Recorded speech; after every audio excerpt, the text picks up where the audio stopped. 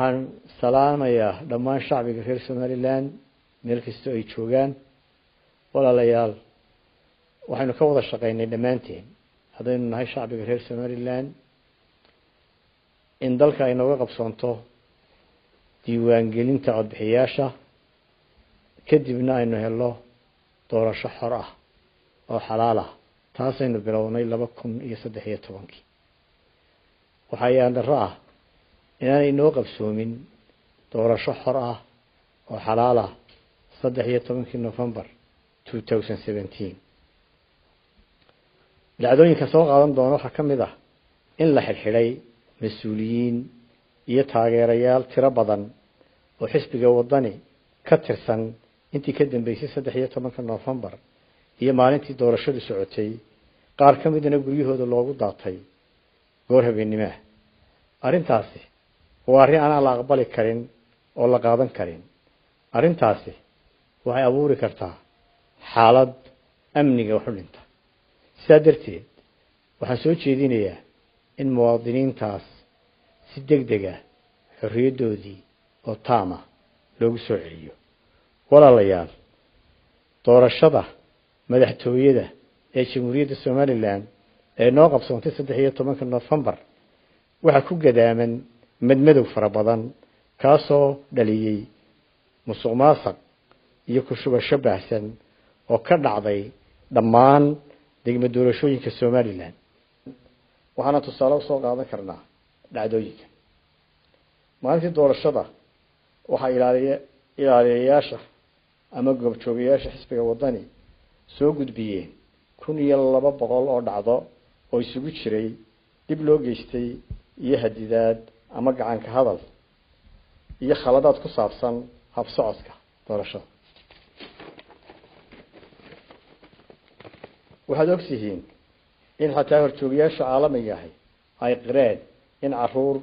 dadoodu ay ka yar tahay dadii loo ogolaa 7 jir ilaa 12 jir ay codeeyeen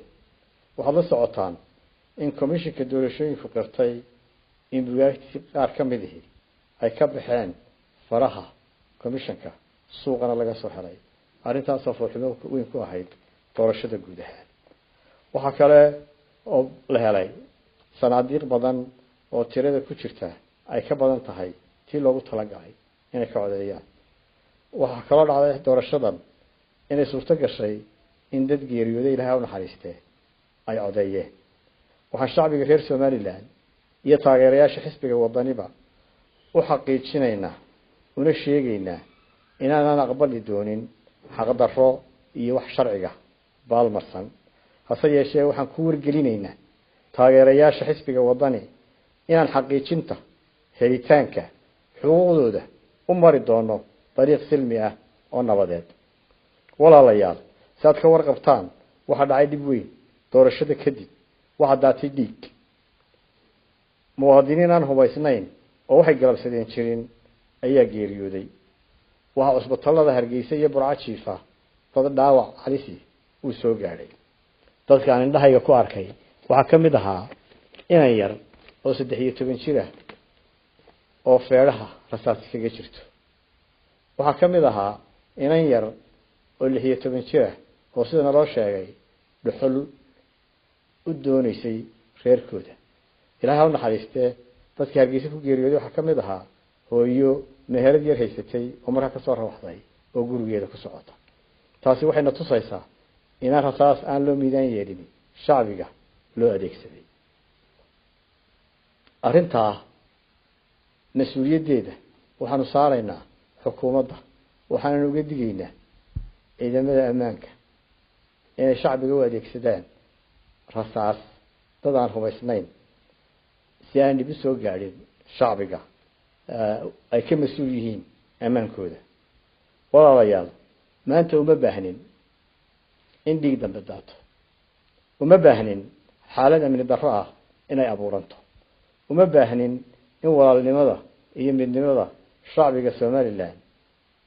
dhaawac soo gaaro waxaan uga digayaa mas'uuliyiinta xukuumadda iyo xisbiga kulmiye inay ka fogaadaan arrimaha kicitaanka iyo xaalad abuurka ay faraha kula jiraan oo ay ka mid tahay xadhigga aan sharciga ahayn ee mas-uuliyiinta iyo taageerayaasha xisbiga wadani iyadoo dalku ku jiro xaalad xasaasi ah waxaan u sheegayaa taageerayaasha xisbiga wadani in taariikhdu isqorayso caalamkuna soo eegayo somaliland sidaa darteed laynooga baahan yahay